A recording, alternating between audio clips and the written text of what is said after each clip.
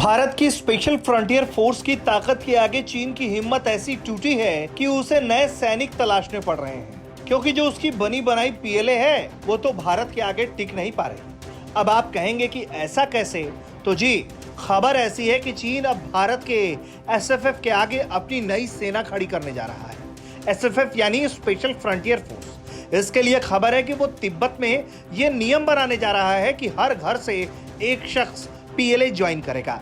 LAC पर विशेष रूप से चरम मौसम वाले क्षेत्रों जैसे लद्दाख और अरुणाचल प्रदेश में अपनी स्थिति को मजबूत करने के लिए वो हर संभव कोशिश कर रहा है।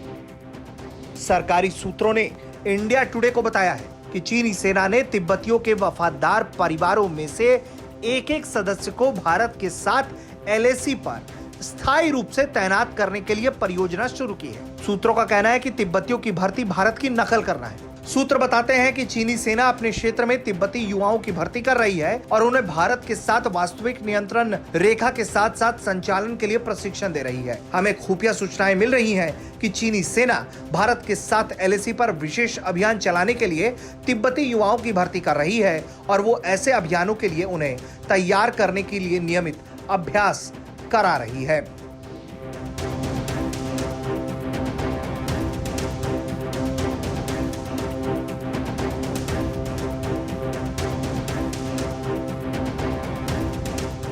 तिब्बती युवाओं को कई वफादारी परीक्षणों से गुजरने के बाद चीनी सेना में शामिल किया गया है, जिसमें मुख्य भूमि की चीनी भाषा सीखना, दलाई लामा और अन्य धार्मिक गुरुओं के अनुसरण जैसे किसी भी अन्य विश्वास पर चीनी कम्युनिस्ट पार्टी के वर्चस्व को स्वीकार करना शामिल है। सूत्र बताते हैं कि तिब्बती युवाओं को चीनी सेना में भर्ती करने का प्रमुख जोर इस साल जनवरी फरवरी की समय सीमा के साथ शुरू हुआ, जब चीनियों ने देखा कि निर्वासित तिब्बतियों ने भारतीय सेना के विशेष सीमा बलों में सेवा करते हुए कैसा जबरदस्त प्रदर्शन किया और चीन के दांत खट्टे किए।